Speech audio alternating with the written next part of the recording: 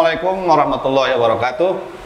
Jumpa lagi bersama saya Saipudin di acara Bincang Bareng Soal Banten. Tentu saja di Jawara TV Banten, channelnya Dinas Komunikasi, Informatika, Persandian dan Statistik Provinsi Banten. Kali ini kita akan membicarakan soal reformasi birokrasi. Meskipun saya banyak mendengar, tapi jujur tidak terlalu dalam apa itu reformasi birokrasi. Dan untungnya di sini sekarang sudah hadir orang-orang hebat di bidang tentu saja reformasi birokrasi, salah satunya yaitu yang pertama saya sapa dulu Bu Ipah Emma Cumiati ya Bu ya. Yeah. Beliau adalah akademisi di Untirta, pasti sudah mengenal, bukan sekedar tahu tapi lebih dari tahu soal reformasi birokrasi. Nanti kita akan bincang, kita akan gali seperti apa konsep dan juga mungkin apa yang dimaksud dengan reformasi birokrasi tersebut. Kemudian yang kedua juga sudah hadir orang expert juga di Provinsi Banten, Bang Yanu Setiawan. Ya. Apa kabar Bang? Alhamdulillah baik. Ini ada catatan khusus dari Bang Yanu ini. Waktu kita talk show sebelumnya ya, ada selingan itu Bang, pertanyaan awal itu siapa kira-kira yang menjadi juara Piala Dunia waktu itu ya? Bener. Bang Yano saya masih ingat jawabannya adalah Prancis. Iya. Kalau faktanya Prancis tidak juara, menurut saya tetap 100% benar itu. Karena Prancis masuk final. Iya, soal menang dan tidak menang itu soal takdir, soal takdir. Soal kesiapan mental hari itu, soal takdir juga. Jadi sesungguhnya Prancis itu memang sudah layak juara. Betul. Dan prediksi beliau tepat gitu. Prediksi Bu Emma soal yang lain. Baik. Nah itu seringan saja. Saya kira yang hari ini kita akan bahas adalah soal reformasi birokrasi, supaya kita lebih tahu soal reformasi birokrasi, apa itu yang dimaksud reformasi birokrasi. Kalau saya kira memang sesuatu yang memang kita ingin berubah gitu kan, dari sesuatu yang gagap menjadi adaptif, kira-kira begitu. Sesuatu yang tadinya mungkin masih bermental korup begitu kan, berubah menjadi anti korupsi. Kira-kira sebetulnya mungkin gambaran awal tentang reformasi birokrasi. Tapi lebih jelas, lebih lengkap nanti Bu Emma, silakan Bu Emma lebih awal untuk menjelaskan soal reformasi birokrasi. Oke, baik, terima kasih Mas Moderator. Mohon maaf saya suka lupa ya. Nanti diingat Bu. Pak Aib ya, Kak Aib ya, Kak Aib. Terima kasih atas waktunya. Kemudian terima kasih Pak sahabat saya Pak Haji Yanu Setiawan. Baik ya, alhamdulillah diberikan kesempatan mengikuti talk show ya, bincang-bincang tentang Banten, di mana kita semua sepertinya juga orang-orang Banten yang peduli ya terhadap Banten tentunya. Baik, bukan bermaksud mengajari juga ya, karena tadi perbincangan yang awal kan kita harus tahu dulu gitu ya, reformasi birokrasi itu sesungguhnya apa gitu kan. Bicara mengenai reformasi adalah bagaimana melakukan sebuah perubahan pola pikir ya, dalam bahasa kerennya tuh perubahan mindset gitu ya, perubahan mindset. Kemudian juga bagaimana merubah budaya kerja ya, dalam konteksnya birokrasi kan culture setnya gitu, bagaimana merubah budaya kerja daripada aparatur pemerintahan daerah ya. Banten memiliki 8 kabupaten kota ya, yang sangat besar begitu kan. Nah, bagaimana merubah mindset dan budaya kerja mereka, di mana peran penting aparatur negara juga banyak gitu ya, terutama dalam hal bagaimana memberikan pelayanan yang baik ya kepada publik ya, kepada masyarakat, dengan melaksanakan berbagai pembaharuan dan perubahan-perubahan yang mendasar terhadap sistem penyelenggaraan pemerintahan. Ya, dalam hal ini terutama menyangkut aspek-aspek kelembagaan ya, atau organisasi dan ketata laksanaan, atau dalam hal bisnis proses re-engineeringnya. Nah itu ini bahasanya mudah-mudahan bisa dipahami ya. Sederhananya seperti itu ya, bagaimana merubah mindset dan budaya kerja daripada aparatur pemerintahan negara gitu. Dalam konteksnya Banten ya berarti aparatur pemerintahan di wilayah provinsi Banten. Itu maksud ya daripada reformasi birokrasi. Baik. Terima kasih Bu Emma. Nanti dipertajam lagi, diperluas lagi soal pembahasan ini. Saya meskipun mungkin Bang Yanus sebetulnya saya ingin tanya soal bagaimana sesungguhnya yang sudah dilakukan oleh Pemprov Banten kaitan dengan konsep tadi. Tapi sebelum itu saya kira nanti juga saya mungkin ada minta sudut pandang yang lain tentang reformasi birokrasi. Menurut konsep pandangan Bang Yanus seperti apa nih? Yang kira-kira yang mungkin juga nanti bisa diimplementasikan lah di Pemprov Banten. Nanti kita bicara soal itu ya, soal faktanya sudah apa belum kan itu. Kira-kira sudut pandang soal reformasi birokrasi seperti apa nih menurut Bang Yanus? Iya baik, makasih. Assalamualaikum warahmatullahi wabarakatuh, Jawa Barat semuanya, Bu Emma, Kang Aep. Saya mungkin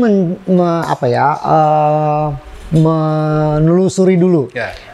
Perspektif historis lah katakanlah begitu ya. Kita merdeka dari tahun 1945, kemudian kita punya konstitusi dan kemudian konstitusi itu menyusun organ-organ kelembagaan negara. Kan gitu. Nah, dalam organ-organ kelembagaan negara itu selain pemerintah, eksekutif, legislatif, yudikatif juga ada beberapa lembaga yang lain, salah satunya pemerintahan daerah. Nah, dalam konteks reformasi birokrasi sebetulnya agenda reformasi birokrasi itu adalah agenda yang berjalan secara terus-menerus. Sejak kita merdeka, kita menata birokrasi kita sampai dengan menemukan momentumnya ketika kita reformasi di tahun 1998.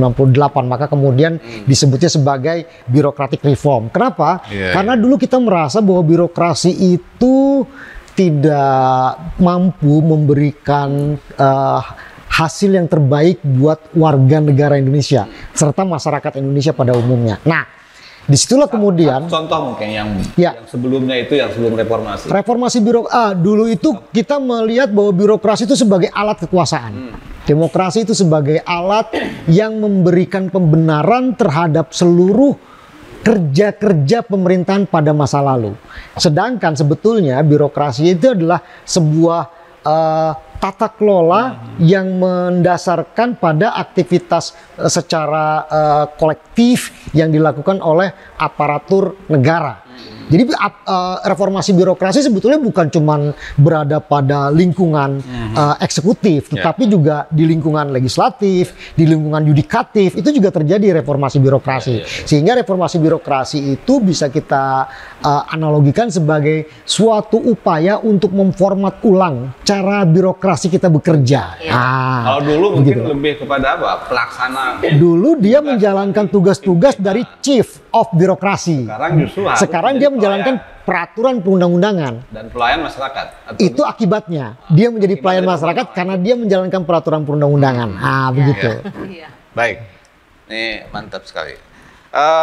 Bu Emma, jadi kalau dari suatu program itu kan pasti ada sesuatu yang kita inginkan. Tadi mungkin sekilas sudah disampaikan bahwa perlu ada perubahan. Nah, kira-kira ketika konsep itu dibuat, nah apa yang kemudian langkah lain untuk mengawal konsep itu supaya benar-benar terlaksana gitu tujuannya.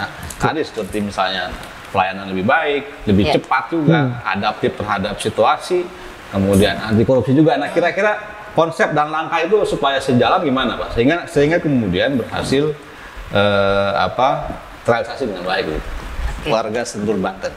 Silakan, Bu. Baik. Mudah-mudahan nih memancing juga ya ide-ide dari kawan-kawan aparatur yang maupun masyarakat untuk memahami mengapa perlu ada reformasi birokrasi begitu. Ya, kalau saya kan memandang dari sudut pandang kebijakan publik ya, karena saya berangkat dari administrasi publik ya, bahwa reformasi birokrasi itu hadir karena memang pemerintah menginginkan itu gitu. Ya, sudah ada agenda reformasi birokrasi yang dicanangkan oleh pemerintah pusat yang kemudian juga daerah harus mengikutinya. Jadi nggak bisa ditolak nih gitu reformasi ini.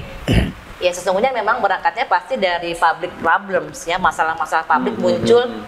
Ya rekan-rekan media tentunya juga seringkali kan mengekspos ya di berbagai berita gitu kan bagaimana ada persoalan pada pelayanan publik, ya misalnya terjadi pungli lah, kemudian banyak, mohon maaf banyak pejabat-pejabat juga yang kemudian harus masuk bui ya karena terindikasi melakukan korupsi misalnya.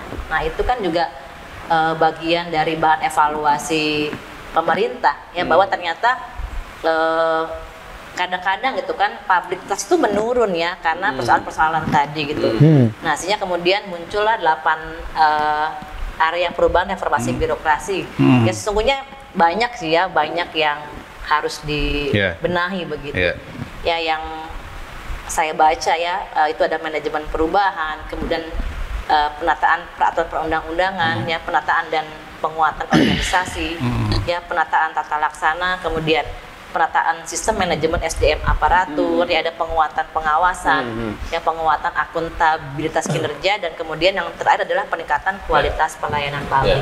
Nah itu berangkatnya tentunya dari persoalan-persoalan publik tadi. Mungkin ini Bu, soal ini tadi ya. Jadi ini kan konsepnya saya kira sudah bagus lah.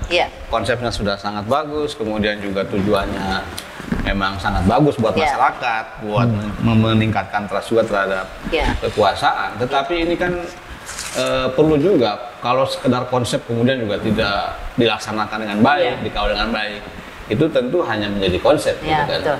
Kira-kira sebuah konsep yang baik gitu, supaya bisa berhasil dengan baik juga. Nah kira-kira ada hal apa yang mesti dilakukan oleh pemerintah dalam rangka itu gitu Bu?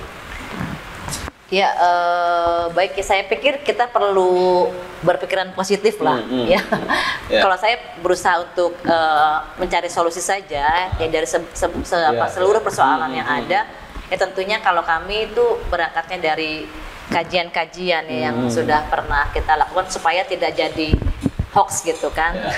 Ya jangan sampai menjadi hoax. Ini alhamdulillah hari ini juga didampingi ya atau ketemu dengan Pak Yanu gitu yang memang sangat concern ya dalam hal bagaimana mengkaji berbagai persoalan publik ya dari berbagai sudut pandang tentunya dengan juga kualifikasi ya SDM yang profesional dalam mengkajinya begitu. Nah, bagaimana supaya matching gitu ya, mematchingkan ya. Bagaimana supaya orang bisa melakukan reformasi birokrasi? Ya tentunya ya harus banyak membaca lah ya, banyak mengamati perubahan informasi, kemudian mengikuti juga perkembangan perubahan teknologi ya, karena memang reformasi dengan teknologi informasi juga sekarang tuh sudah menjadi sebuah keharusan gitu. Jadi orang nggak bisa, saya nggak bisa browsing misalnya atau nggak bisa menggunakan perangkat teknologi informasi karena itu adalah bagian dari transparansi yang sekarang coba diupayakan semaksimal mungkin oleh pemerintah dalam hal mengurangi korupsi dan nepotisme dengan menggunakan sistem penggunaan sistem informasi dalam penyelenggaraan pelayanan publik, dan itu menurut saya sebuah kemajuan. Ya kemudian kalau saya karena memang juga pernah mengalami ya bagian tadi ya bagaimana menata kelembagaan dengan kajian yang pernah kita lakukan. Ini sebetulnya sudah dilakukan gitu reformasi birokrasi ini, hanya memang saya nanti kemarin tuh lebih fokus pada bagaimana menata menata kelembagaan karena ada alih fungsi ya dari jabatan struktural kepada jabatan fungsional di lingkungan pemerintah Provinsi Banten. Itu sudah dilakukan gitu. Tinggal bagaimana nih kesiapan aparaturnya beralih fungsi ini ya, apakah mereka merasa menjadi inferior ya, dulunya punya jabatan sekarang enggak gitu. Nah itu kan kadang-kadang jadi masalah tuh ya, padahal kalau kami di jabatan fungsional itu biasa aja gitu. Iya, ketika menjabat ya itu kan sebagai tugas tambahan, tapi ketika udah nggak ngejabat ya udah kembali lagi ya sebagai dosen biasa, dan itu menurut saya nggak ada masalah gitu. Nah, mungkin ini Bu, mungkin bisa dijadikan sebagai komparasi buat ya teman-teman di birokrasi juga ya masyarakat lah. Ibu mungkin bisa memberikan satu contoh yang agak ya mungkin di luar pemerintah begitu tentang bagaimana mengubah sesuatu ya katakanlah mereformasi sesuatu sehingga lebih baik begitu, baik dalam hal pelaporan atau mungkin dalam penyebaran informasi dan sebagainya. Kira-kira mungkin bisa memberi contoh sedikit soal ini Bu, sehingga mungkin menjadi komparasi buat pemerintah itu. Misalnya di kampus itu Bu, misalnya. Kalau di kampus ya. Di kampus juga contohnya ya, kalau di kampus itu kan dulu pelayanan masih manual ya.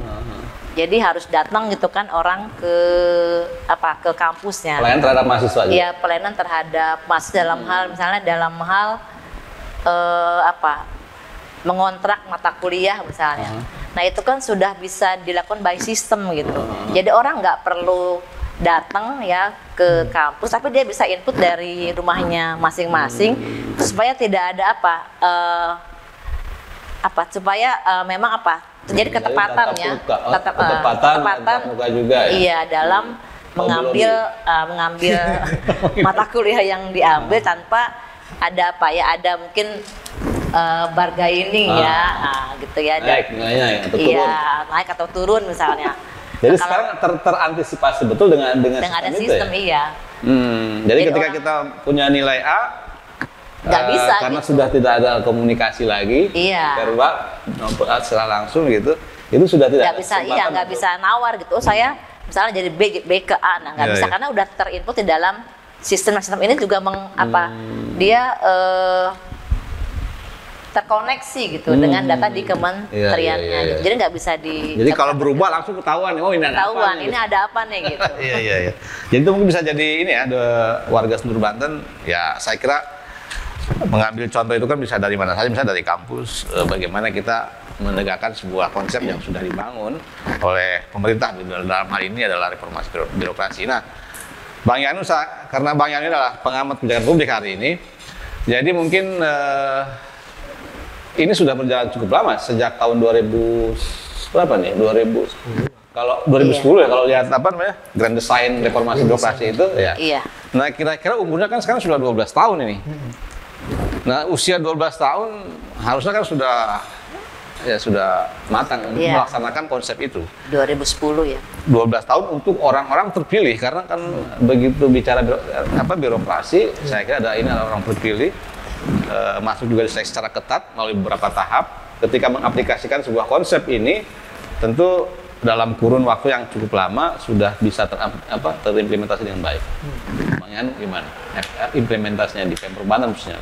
Iya, implementasi reformasi birokrasi kan terbagi dalam beberapa segmentasi ya, mulai daripada level pusat sampai pada level daerah.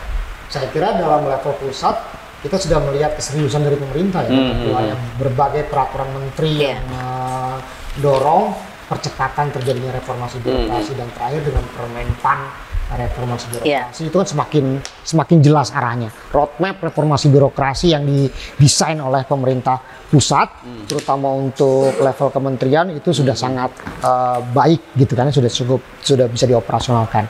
Nah, tinggal kita bicara dalam konteks atau dalam perspektif pemerintah daerah. Nah, ini yang perlu diperhatikan juga bahwa reformasi birokrasi itu tidak hanya dilakukan oleh gubernur dan aparatur sipil negara di lingkungan pemerintah daerah. Ya? Yang harus diingat, pemerintahan daerah itu terdiri dari gubernur dan DPRD.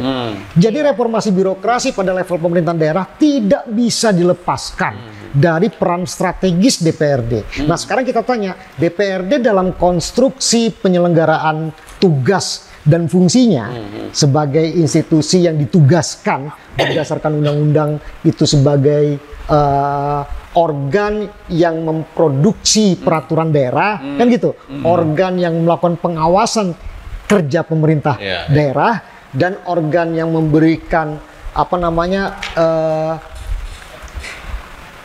biaya atau katakanlah budget untuk penyelenggaraan agenda pemerintah daerah. Kan begitu ya, sehingga tidak bisa kita lepaskan tugas dan tanggung jawab Dewan Perwakilan Rakyat Daerah di dalam melakukan percepatan terhadap agenda reformasi birokrasi di Provinsi Banten. Jadi kalau misalnya tadi Kang Ayat bilang ini sudah 12 tahun, kan begitu? Ya, mari kita bertanya kepada pemerintah daerah sudah apa saja yang dilakukan, kemudian juga kita tanya DPRD sudah apa juga yang sudah dia lakukan. Nah, iya gitu loh. Jadi kita harus berada pada posisi yang proporsional, melihat ini semua dalam kacamata yang holistik, komprehensif dan integral, sehingga tidak beranggapan bahwa reformasi birokrasi itu murni hanya dilakukan oleh misalnya biro organisasi, badan kepegawaian daerah, bukan. Seluruh ya. Ini adalah organ pelaksana teknis dari beberapa kerja-kerja yang basis aktivitasnya adalah tata kelola kepegawaian. Sedangkan reformasi birokrasi bukan cuma persoalan tata kelola kepegawaian. Jadi yang terjadi sekarang adalah distorsi, ya, distorsi terhadap makna reformasi birokrasi yang seolah-olah reformasi birokrasi itu hanya dimaknai sebagai mengganti pejabat struktur atau meramping, bukan itu. Jadi kalau misalnya Bu Emma tadi kan bilang ini ada 8 area perubahan, kan gitu. Yang yang paling utama adalah kultur kerja, kultur kerja yang selama ini bersifat strukturalis, kan gitu, menjadi lebih fungsional. Apapun jabatannya, siapapun orangnya tetap dia bisa melakukan aktivitas itu. Nah, pertanyaannya kemudian apa yang sudah dilakukan oleh DPRD? Kita perlu menagih loh. Selama beberapa tahun DPRD bekerja, apa yang sudah dia lakukan untuk mendorong terjadinya percepatan reformasi birokrasi sekaligus mengawasi kerja pemerintah daerah untuk mempercepat. Nah, ini saya khawatir ada dinamika yang kurang strategis atau kurang kurang elementer ya di dalam mempersiapkan agenda reformasi birokrasi di Provinsi Banten. Saya lihat gitu. Saya terpancing nih dengan DPRD, dengan pernyataan DPRD. Tapi nanti saya akan gali lagi soal apa? Bagaimana implementasi di Provinsi Banten gitu.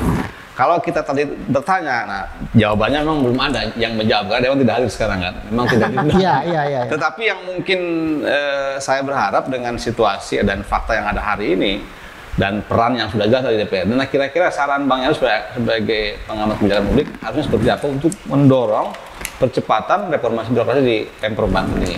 Ya, dalam konstruksi pemerintahan daerah selain pemerintah daerah itu adalah wakil dari pemerintah pusat di daerah, ini dalam konteks kepala daerah, dia juga menyelenggarakan penyelenggaraan pemerintahan di daerah.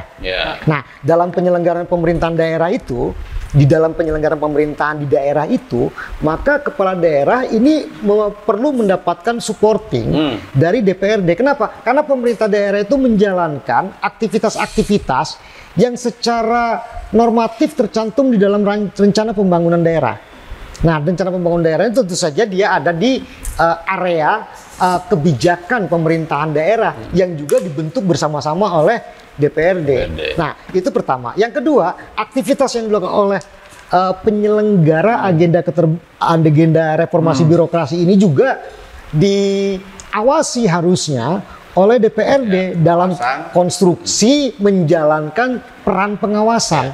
Nah, ketika ada hambatan, ketika ada dinamika, ketika ada persoalan, harusnya segera dilakukan upaya strategis untuk memutus benang persoalan atau memperlancar hambatan.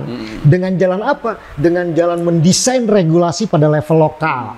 Kita butuh regulasi lokal untuk melakukan percepatan terhadap agenda reformasi birokrasi di daerah. Nah, untuk melakukan percepatan itu selain butuh regulasi, kita juga butuh budget. Nah, pertanyaan saya sederhana, berapa budget yang sudah disiapkan oleh DPRD untuk mendorong agenda reformasi birokrasi ini lebih cepat? Jadi harus lengkap nih ya? Harus lengkap. Regulasi harus ada. Regulasi, kan begitu? Kemudian uang dulu, budget dulu. Enggak, program dulu.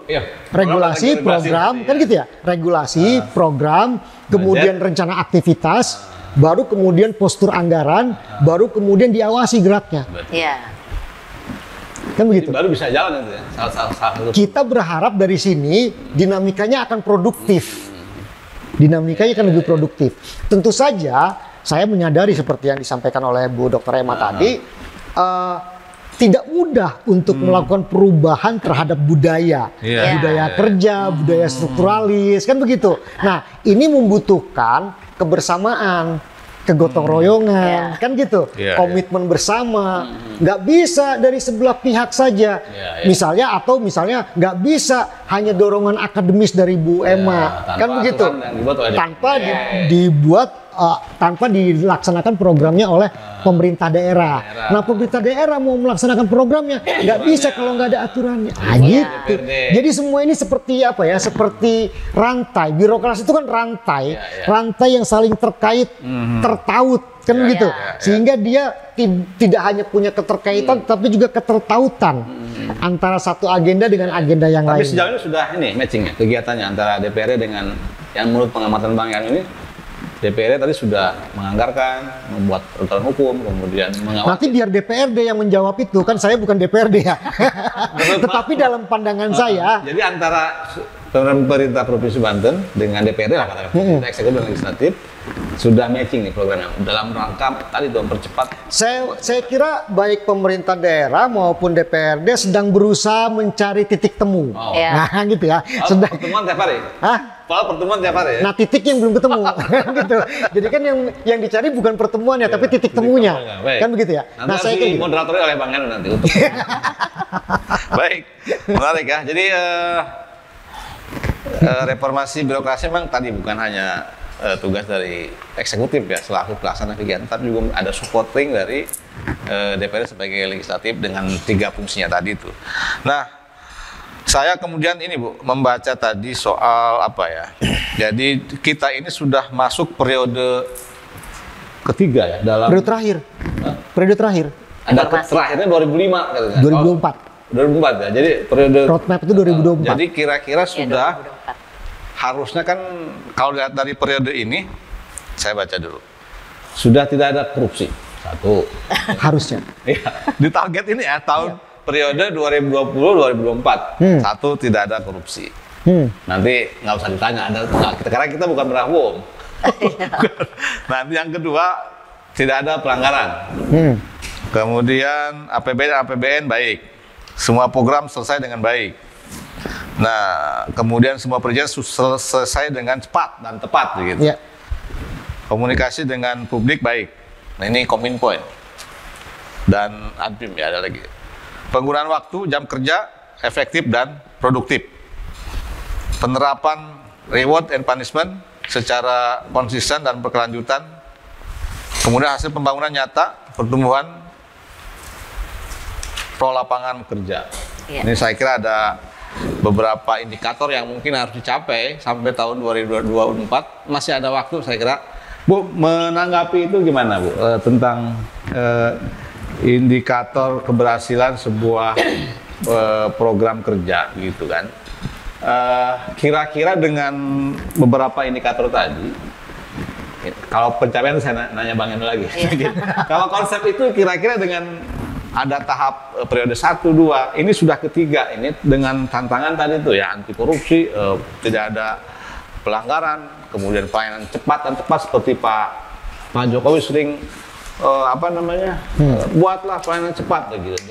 Dan dalam perizinan supaya investasi mengalir secara deras. Nah, kira-kira dengan tahapan itu cukup bisa diperhitungkan nggak Bu untuk dari periode ke periode, kemudian endingnya di 2002 seperti tadi itu. Nah, kira-kira gimana Bu tahapan yang bisa dilakukan, kemudian ketemulah di capaian beberapa indikator tadi itu. Mungkin Ibu bisa memberikan penjelasan Bu. Ya baik, saya pikir yang disampaikan oleh Pak Yanu itu harusnya bisa ya, bisa kan demikian panjang gitu kan, dari 2010 ya ke 2024 gitu. Kalau setiap tahapannya itu dilaksanakan dengan betul, harusnya kalau sekarang tuh udah masuk tahap tinggal landas gitu ya, kalau zaman dulu tinggal gong aja, tinggal gong aja gitu. Nah hanya kan memang tidak sesederhana itu gitu kan, karena tadi merubah kultur ya susah gitu kan, apalagi orang Banten tuh kan emang kerap dewek gitu. Ada yang seperti itu ya? Iya Pak. Ya saya orang Banten, tapi saya berusaha untuk banyak yang ikut Banten yang maksudnya yang memang harusnya bisa ideal lah gitu ya, karena saya orang Banten, saya harus punya perilaku ya yang memang mendorong juga image positif bagi orang Banten. Jadi sebagai akademisi itu berat sebetulnya ya, karena saya juga orang Banten yang harusnya punya memberikan contoh-contoh yang baik gitu.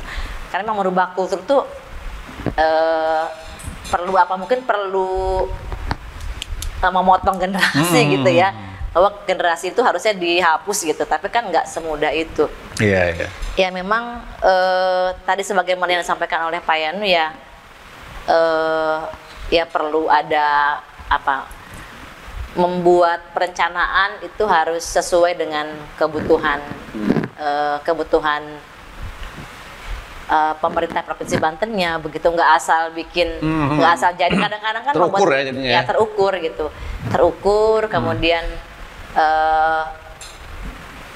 targetnya juga harus realistis ya, supaya juga mudah untuk mencapainya. Kadang-kadang kan seringkali kan kalau kita suka dikasih kegiatan lah ya di APBD perubahan tuh agak susah gitu ya bergeraknya gitu. Ini ada program ABCD di APBD perubahan itu kan waktunya sangat pendek ya, kita juga kesulitan gitu ya untuk mencari kebutuhan data ya yang lebih baik lah gitu ketika program itu banyak muncul atau beberapa program harus diselesaikan di bulan-bulan Agustus ya Pak Yanu ya. Agustus, September, Oktober tuh agak kesulitan tuh. Tapi saya setuju ya bahwa memang perlu tadi diawali dengan adanya kebijakan publik yang betul ya, kemudian bagaimana diimplementasikan kebijakan, karena kan kalau hanya dibuat kemudian nggak dilaksanakan juga hanya dokumen aja gitu kan, nggak ada pelaksanaannya. Kemudian bagaimana mengorganisasikan berbagai sumber daya yang ada ya, kemudian bagaimana menggerakkan sumber daya ini ya, kemudian bagaimana menganggarkan sampai dengan tadi proses pengawasan ya. Dalam hal ini memang dalam dalam negara itu kan ada 3 kekuasaan dalam negara ya, ada legislatif, eksekutif, dan yudikatif, nggak bisa dipisahkan satu sama lain. Jadi harus duduk bersama nih ya, antara eksekutif dengan legislatif. Baik, saya ini agak tertarik dengan poin G ini ya Bu, soal penggunaan waktu jam kerja efektif dan produktif. Saya sesungguhnya lebih suka produktif gitu, artinya secara pribadi ya, ketika produktif berarti apa yang perlu dicapai tercapai begitu. Tidak kemudian kita harus memenuhi jam kerja berapa jam, tapi produktivitas mungkin juga diabaikan, kan lebih bagus mungkin yang produktif. Nah kalau di pemerintah itu kan Bu ya, sekarang itu ada tuntutan kita harus sesuai jam kerja, masuk jam 7:30 ya, jam 7.30 atau jam 8 begitu sampai sore. Nah, tapi kemudian kan ada produk yang harus diproduksi oleh ASN. Nah, buat konsep begitu, lagi-lagi konsep ini, sebuah kinerja sebuah organisasi, apakah lebih efektif kita mengejar produktivitas atau tadi itu ya aktivitas aja, nggak hari jam sekian datang, jam sekian pulang gitu. Nah, menurut konsep itu kira-kira seperti apa sehingga nanti kemudian bisa tercapai percepatan pelayanan yang baik begitu kan, kalau memang kita sudah produktif. Tapi untuk PSN tertentu mungkin harus hadir di situ karena kan pelayanan harus tatap muka mungkin kan, tapi juga sekarang kan ada aplikasi yang menghendaki pelayanan tidak tatap muka begitu, untuk menghindari sesuatu yang tidak diinginkan. Nah, kira-kira dari sisi konsep gimana tuh? Lebih bagus produktif atau memang dua-duanya, kita kerja ada di kantor tapi produktif juga, atau mungkin cukup produktif jadi kita bisa kerja dari rumah seperti waktu WFH itu kan tetap efektif tuh bekerja. Nah, kira-kira gimana itu? Tentunya kan kita nggak bisa menyamakan tusi ya, tugas dan fungsi dari setiap OPD gitu ya, kan ada tusinya yang memang lebih banyak tatap mukanya dan ada juga yang bisa dilaksanakan secara online-nya gitu. Jadi nggak bisa menyamaratakan setiap OPD itu harus sama gitu. Jadi mestinya juga kebijakan itu kan melihat pada kebutuhan di setiap OPD-nya, jangan pukul rata gitu ya. Karena kan berbeda institusinya ya. Kalau misalnya orang PU kan wajar aja dia lebih sering keluar gitu ya, aspek teknis yang diurusin gitu. Tapi kalau kemudian dia banyak dalam juga jadi aneh gitu ya. Dia ngapain aja kan di ruangan itu, kecuali memang pimpinan OPD yang memang tugasnya adalah lebih banyak kepada aspek analisa. Dia kan nggak ke teknis, tapi dia kepada aspek manajerial. Jadi kemungkinan besar dia akan seorang pemimpin lebih banyak ada di dalam kantor gitu, karena dia yang mengendalikan semuanya gitu. Tapi kan seperti di Jabar, Pak Ridwan Kamil ini kan keren gitu ya. Gubernur ya Bu? Iya gubernur ya, dia mengendalikan melalui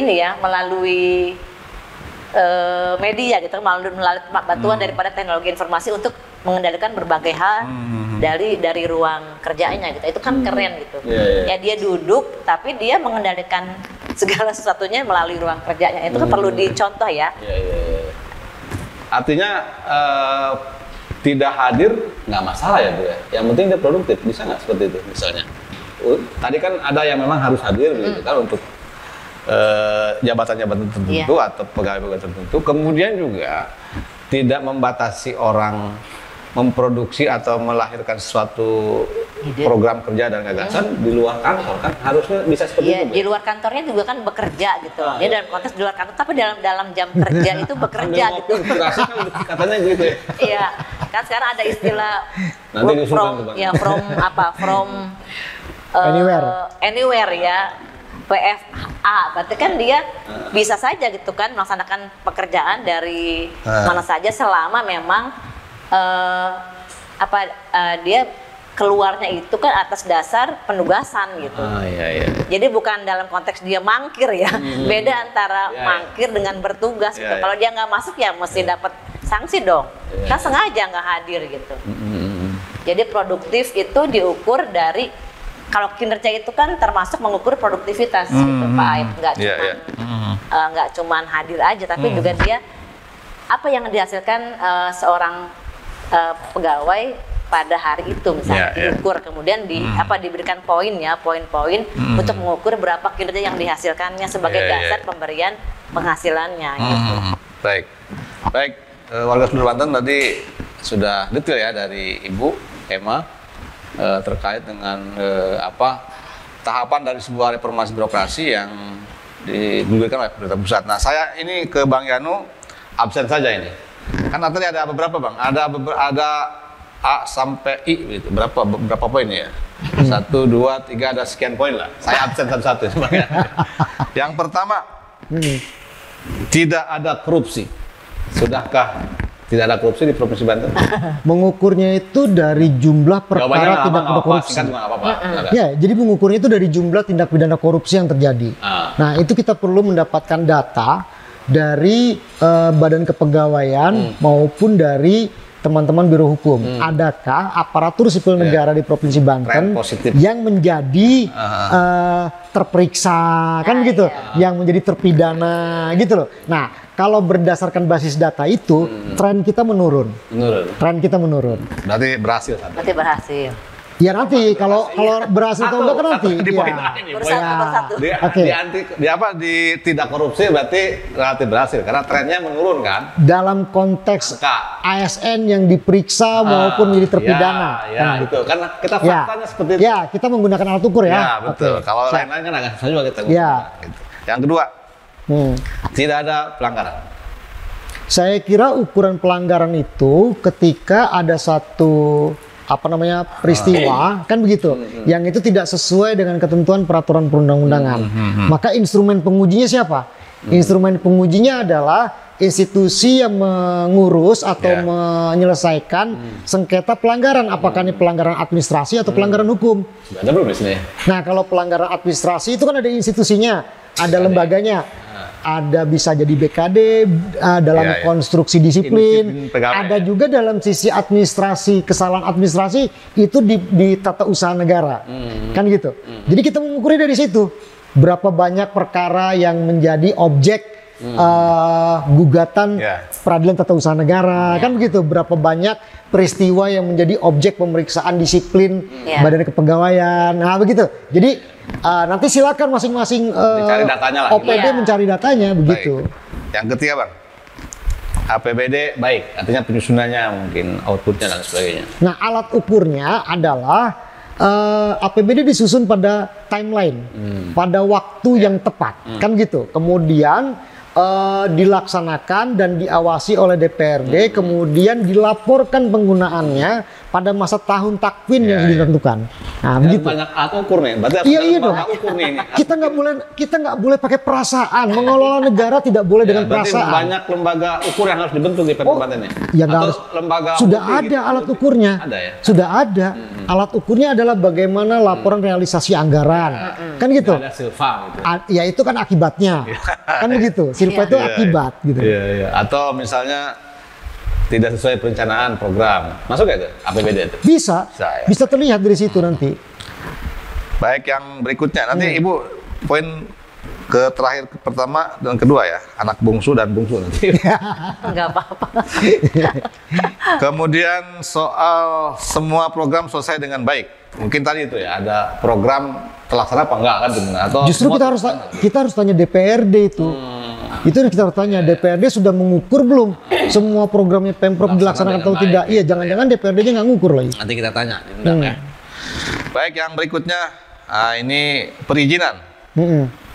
Sudahkah selesai tepat dan cepat waktu? Gitu? Dari sisi regulasi banyak perubahan-perubahan, Sudah ada, banyak ada, perubahan-perubahan. ada, Jadi concern dari Presiden Republik Indonesia itu juga memperbaharui tata kelola di sektor perizinan, terutama di perizinan dan yang berhubungan dengan investasi. Saya kira itu termasuk dalam produk yang terakumulasi kemarin ketika kita bicara misalnya tentang Undang-Undang Cipta Kerja atau Perpu Cipta Kerja gitu. Ya. Jadi itu terlihat bahwa arah perjalanannya, sudah jalan, sudah on the track arah gitu. perjalanannya sudah ke arah sana. Dan memang sudah ada sekarang mungkin ada proses perizinan, ada kan tanpa tatap muka sekarang. Itu teknisnya, Ya, itu sudah- teknisnya. sudah Jadi mulai karena berjalan. ada kebijakan yang diubah bahwa perizinan tidak harus kontak person, kan begitu. Tidak perlu ada kontak person, maka sistem yang bekerja. Ya. Begitu loh. Baik. Yang berikut terakhir ini buat Bang Yanu. Komunikasi pemerintah dengan publik sudah baik. Nah ini mungkin ada teman-teman di sini juga. Ya, ini tidak bisa kita ukur serta-merta. Tidak bisa kita ukur serta-merta. Jadi kita harus mengukurnya dari kalau pemerintah itu kan bekerja based on planning, kan begitu. Kemudian ketika ada dinamika, dia melakukan aktivitas. Atau ketika ada aktivitas muncul dinamika. Sebaliknya kan begitu. Nah, baru kemudian responsi dari dinamika yang ada. Saya kira tentu saja kita harus melihatnya ini terus harus diperbarui. Karena secara objektif dinamika publik itu kan terus bergerak secara dinamis. Iya, Nah, iya. artinya komunikasi publik yang dilakukan oleh pemerintah juga tidak bisa kita bilang bagus pada satu masa tertentu, kan begitu. Iya. Tetapi harus kita evaluasi secara komprehensif Iya, iya. dalam satu masa rantang yang Baik. yang cukup. Ya. Baik, saya ke Bu Ipa. Ada 2 poin lagi. Sebenarnya ada 3 nih, teman. Yang tadi kan sudah dipertanyakan soal penggunaan waktu. Nah, yang kedua terakhir ini penerapan reward and punishment, Bu, secara konsisten. Nah, kira-kira menurut pemantauan Ibu di Pemprov Banten sudahkah berlaku reward and punishment? Misalnya ada remunerasi dan lain sebagainya. Ketika punishment itu mungkin ada yang ditunda kenaikan pangkat dan sebagainya. Nah, menurut pemantauan Ibu, kira-kira seperti apa nih? Saya rasa itu berjalan ya. Berjalan ya? Berjalan karena memang mutasi pegawai juga saya tanyakan itu ya kepada rekan di BKD juga itu dilakukan ya. Apabila memang pelanggarannya kan tergantung ya tingkat pelanggarannya yang terjadi seperti apa, maka punishment juga disesuaikan dengan pelanggaran yang dilakukannya. Iya. Jadi sudah berjalan ya? Sudah berjalan. Artinya memang ya soal kesempurnaan kan milik Allah dan anak buah dewa, pentuan dewa satu. Yang terakhir, Bu. Nah, ini apa ya? Soal pembangunan. Ya, memang nyata gitu, ada pembangunan. Ketika ada program, kemudian ada pembangunan. Kemudian juga ada pertumbuhan ekonomi. Laporan bagus kan ya, pertumbuhan ekonomi di Banten. Nah, kira-kira Bu gimana tuh? yang ini. Kalau tidak salah sih pertumbuhan ekonomi cukup bagus di Provinsi Banten. Kalau tidak salah, tapi mungkin punya pandangan lain soal itu. Dari hasil PDRB itu bagus ya Pak Yanu Bagus ya? Ya, sebetulnya itu implikasi ya. Implikasi ya. Baik. Baik Bu, pertanyaan sudah selesai yang itu. Jadi ada ini, mungkin buat Ibu Emma. Jadi ini lebih kepada ini ya Bu, saran gitu. Iya. Bagaimana ketika sebuah konsep yang sudah berjalan lama, nah ini tentu kan bukan hanya bisa berjalan lama, gitu, tapi kemudian bisa cepat berdampak terhadap masyarakat gitu. Iya. Memang sebagai apa ya, yang harus dilayani oleh pemerintah gitu. Iya. Nah, Ibu mungkin punya saran dan solusi bagaimana kemudian bisa itu cepat realisasi begitu. Kalau Iya. tadi kan secara program tahap dari pemerintah, tapi kira-kira kan ada mungkin sumbangsi pemikiran dari akademisi, Iya. bagaimana agar program itu lebih cepat direalisasikan itu. Silakan, Bu. Oke, baik. Saran saya tentunya dengan melihat peluang ya, peluang yang ada di Provinsi Banten, di mana kan PAD Provinsi Banten juga sebetulnya itu tinggi ya. Kemudian sebagaimana tadi yang disampaikan oleh Pak Yanu yang menyoroti peran eksekutif dengan legislatif. Ya di sana kan kalau melihat peluang berarti kan sebetulnya bisa dibangun ya komunikasi politik dan lobby politik yang lebih baik ya antara dua kekuasaan ini gitu. Sehingga lebih mempermudah ya pelaksanaan daripada RB sampai dengan tahun 2025 ke depan gitu. Nah, tantangannya kadang-kadang gitu ya nggak bisa dipungkiri ada kadang-kadang kan mosi tidak percaya masyarakat gitu ya terhadap DPRD gitu ya, atau kemudian juga terhadap pejabat yang menjabat, maksudnya pada PJ gubernur misalnya ya, yang mungkin saja mereka juga sebetulnya kurang memahami apa yang terjadi sesungguhnya gitu, sehingga muncul isu-isu yang kurang bagus gitu. Nah kalau kita kan akademisi nggak bisa sembarangan nuduh gitu ya, tapi kita mencari faktanya, datanya seperti apa ya. Nah itu juga perlu masyarakat perlu diberikan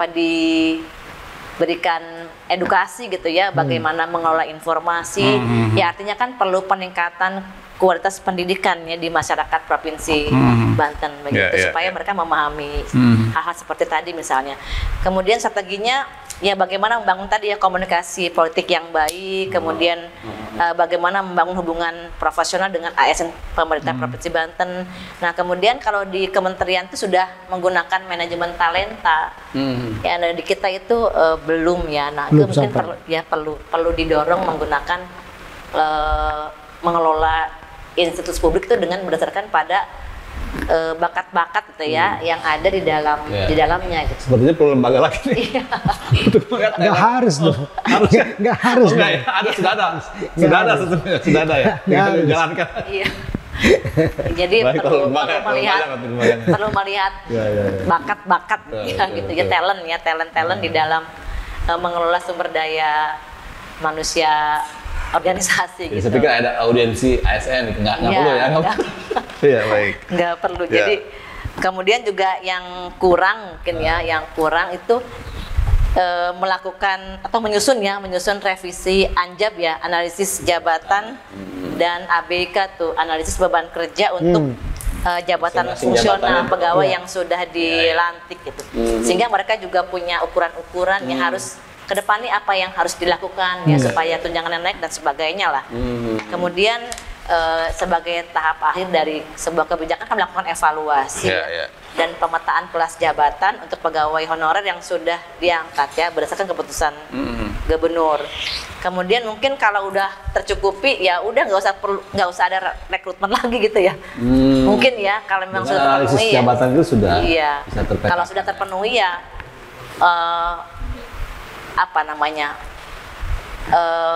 mengevaluasi bahwa di tahun A misalnya ini nggak perlu ada rekrutmen tenaga honorer lagi nih gitu kan banyak banget ya tenaga honorer itu, apalagi di mana di berbagai EPD lah ya, padahal katanya udah kebanyakan ya gitu, tapi kok tenaga honorer direkrut terus gitu. Tapi iya. Iya. Ini Bu, mungkin terakhir nih buat Ibu sebelum closing. Jadi harapan dari sebuah reformasi birokrasi kan ada endingnya apa? Kira-kira misalnya apakah meningkatnya kepercayaan publik terhadap pemerintah atau seperti apa lah? Kemudian akan berimplikasi terhadap apa ketika kepercayaan publik meningkat itu? Ini masih Ibu. Iya, kepercayaan publik akan berdampak pada berbagai proses di manajemen perubahan ini tentunya kan. Tadi kan saya sudah menyampaikan 8 area perubahan. Berarti kan akan mendorong manajemen perubahan itu tepat tercapai. Ya, kemudian juga pembenahan berbagai peraturan perundang-undangan. Kemudian bagaimana menata organisasi dengan seideal mungkin begitu. Kemudian bagaimana menata laksana tata laksana yang baik kan di sini ada indikator-indikatornya juga. Ya, bagaimana menata SDM tercapai juga ada indikatornya, dan saya juga pernah pernah membaca di sini tuh ada hasilnya juga yang disampaikan oleh pemerintah pusat yang terkait hasil daripada reformasi birokrasi di Provinsi Banten itu berdasarkan penilaian ya. Kemudian juga ada indikator-indikator surveinya yang dilakukan. Jadi nggak asal menilai reformasi birokrasi itu baik baik perasaan, tapi ada tolak ukurnya ya, bagaimana menentukan kualitas pelayanan melalui indeks ya kepuasan masyarakat dalam survei kepuasan masyarakat dalam bidang pelayanan publik gitu. Nah, itu saya pernah kami juga pernah diberikan kepercayaan untuk melakukan survei kepuasan masyarakat terhadap pelayanan pendidikan di Provinsi Banten. Jadi sebenarnya udah ada hasil. Ada Pak. Ada. Bisa disampaikan sini? Ya, baik. Baik. Ya. Baik. Kemarin pandemi ya, jadi agak kesulitan kita tuh kan menilai pada saat pandemi itu terjadi gitu. Tapi saya kira soal survei kepuasan publik nanti bisa dibahas secara khusus, itu keren. Buat Bang Yanu begini, agak politis nggak apa-apa dikit. Jadi ketika suatu masyarakat sudah puas terhadap kinerja pemerintah, tadi salah satu dari reformasi birokrasi, kemudian tingkat kepercayaan publik meningkat, dan mungkin juga puas terhadap kinerja pembangunan di Provinsi Banten misalnya seperti itu. Kemudian kan bisa implikasinya Bang, misalnya ketika 70% kepuasan publik gitu, maka dia begitu menurut survei ketika 70% masyarakat puas, ada peluangnya kan? Ya, masyarakat tuh nggak boleh puas ya. Nggak boleh puas. Iya, karena ukurannya bukan puas atau tidak puas, tetapi terpenuhi atau tidak targetnya. Kan begitu. Kalau goal settingnya adalah terwujudnya masyarakat adil makmur, kan begitu ya? Nah, ini ya kita lihat sekarang gitu kan, angka kemiskinan masih ada, kan gitu, masih ada masyarakat yang berada dalam situasi stunting. Jadi kalau kita cepat berpuas diri ya nggak boleh. Tapi bahwa sekarang reformasi birokrasi itu berjalan, kan begitu ya. Ini berjalan, tapi faktanya ini melambat. Saya justru akan mohon izin juga mengingatkan melalui teman-teman ya. Ini lampu kuning buat Pemprov Banten. Lampu kuning. Kita sudah sampai di tahun 2023. Roadmap reformasi birokrasi itu tahun 2024. Kalau dalam tanda kutip ya, pemerintah daerah dalam hal ini gubernur dan seluruh perangkat daerah, kan begitu, serta DPRD sebagai bagian integral dari pemerintah daerah menunda-nunda terus agenda reformasi di Provinsi Banten, kita akan melewati target capaian reformasi birokrasi di 2024. Iya. Jadi begitu. Jadi kalau buat saya reformasi birokrasi di Provinsi Banten sampai saat ini berada pada zona lampu kuning. Karena kita belum menyelesaikan. Apa salah satu ukurannya? Organ pemerintahan daerah kita belum berada dalam posisi yang benar-benar stabil, dalam bukan stabil ya, tapi tetap definite gitu, definitif, kan begitu. Kita masih punya beberapa struktur organisasi yang masih perlu diisi, kan begitu. Nah, ini semua nggak bisa dilakukan oleh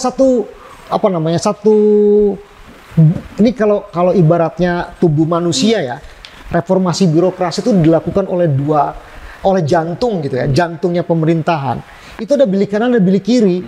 Kalau eksekutif dalam arti pemerintah daerah ini berjalan, DPRD-nya diam, ini bisa jadi transplantasi loh jantungnya. Iya. Kan begitu. Nah, apalagi kita khawatir 2024 itu tahun politik, nggak sempet lagi DPRD mikirin Banten, dia sudah mikirin dapil. Nggak mikirin evaluasi ini ya? Nah, ini politis ya. Mohon maaf nih kalau misalnya nanti diprotes lagi. Enggak dong, kita Masih ada DPRD. waktu buat evaluasi. Maksud saya, harusnya kita harus melihat progres reformasi birokrasi di Banten ini benar-benar optimal, bahkan sebelum bulan April ya? di tahun ini. Di tahun ini supaya kita bisa adjustment, kita bisa isi, kita bisa desain dengan lebih optimal untuk masuk pada area tata laksana. Iya. Ini kita baru masuk pada area tata peraturan. Kenapa? Regulasi yang mengatur tentang organ dan tata laksananya belum selesai. Iya. Kan begitu. Ini fakta yang kita hadapi sekarang. Makanya kemudian saya mendorong secara sungguh-sungguh baik pemerintah daerah dalam hal ini PJ Gubernur, Sekda, PJ Sekda dan seluruh organisasi perangkat daerah yang ada di Provinsi Banten ini mengoptimalisasi lagi agenda reformasi birokrasi pada masing-masing unit kerjanya. Tetapi juga sebaliknya DPRD jangan menunda lagi. Nah, ini bahaya ini kalau DPRD menunda lagi. Justru nanti saya khawatir hambatan reformasi birokrasi itu ada di dalam penyelenggaraan tugas penyusunan produk hukum daerah, dalam hal ini peraturan daerah, dalam kerja pengawasan penyelenggaraan birokrasinya, serta dalam postur anggaran penataan dan mempercepat agenda reformasi birokrasi. Baik. Saya khawatir di situ. Baik. Kekhawatiran Bang Yanos diakhiri ini. Karena ternyata materinya masih banyak ini. Iya. Reformasi birokrasi. Apalagi kalau saya lebih tanya lagi ke pakar ini, kalau tanya satu, beliau tanya jawabannya banyak. Jadi bisa 2 jam lagi kita. Tapi memang waktu sudah harus diakhiri, tapi banyak hal tadi yang saya kira menarik untuk menjadi bahan rekomendasi, bahan pemikiran kita bersama dalam rangka percepatan reformasi birokrasi. Mudah-mudahan dengan pertemuan ini, dengan obrolan ini bisa memberikan sumbangsih dan bisa membantu mempercepat reformasi birokrasi di Provinsi Banten. Terakhir mungkin closing statement, masih ada waktu 2 menit lagi. Dari Bang Yan dulu, kira-kira gimana Bang closing statementnya? Reformasi birokrasi di kita berada pada zona lampu kuning. Kita tinggal 1 tahun lagi untuk menyesuaikan diri dengan peta jalan reformasi birokrasi. Tidak bisa dilakukan hanya oleh gubernur dan aparatur sipil negara pada lingkungan organisasi pemerintah daerah. DPRD sebagai bagian dari pemerintahan daerah harus bekerja lebih optimal dan tidak membuang-buang waktu untuk mempercepat agenda reformasi birokrasi. Tugasnya DPRD itu membuat regulasi lokal, dalam hal ini peraturan daerah, membiayai dalam konteks postur anggaran, serta mengawasi kinerjanya pemerintah daerah dalam agenda penyelenggaraan reformasi birokrasi di Provinsi Banten. Sehingga seluruh indikator yang disampaikan oleh Kang Aep tadi bisa dicapai dengan hasil yang lebih baik daripada yang kita tahun 2024 itu ya. Pada tahun 2024. Baik Bang Yanu, terima kasih. Yang kedua, closing statement dari Bu Emma. Silakan Bu. Ya, baik. Sedikit saja dari saya menambah dari yang sudah disampaikan oleh Pak Yanu, ya bahwa ya perlu meningkatkan indeks reformasi birokrasi di Provinsi Banten yang sebelumnya nilainya itu B kan, ya coba ditingkatkan menjadi nilai yang lebih tinggi lagi gitu kan, dengan tadi ada indikatornya akuntabilitas kinerja dan keuangan, kemudian kualitas daripada pelayanan publik, pemerintahan yang bersih dan bebas KKN, dan juga meningkatkan kinerja organisasi. Itu secara konseptual seperti itu. Baik, warga seluruh Banten, itu tadi perbincangan kita dengan Bang Yano dan juga Bu Emma tentang reformasi birokrasi. Terima kasih Bang Yano atas kehadirannya. Atur nuhun. Yang kapok sering-sering datang. Siap, insya Allah. Bu Emma, terima kasih sudah hadir di bincang bareng soal Banten. Baik, akhirnya saya Saifuddin dan juga seluruh kerabat yang bekerja hari ini Ucapan terima kasih atas perhatiannya. Saya akhiri dengan wassalamualaikum warahmatullahi wabarakatuh.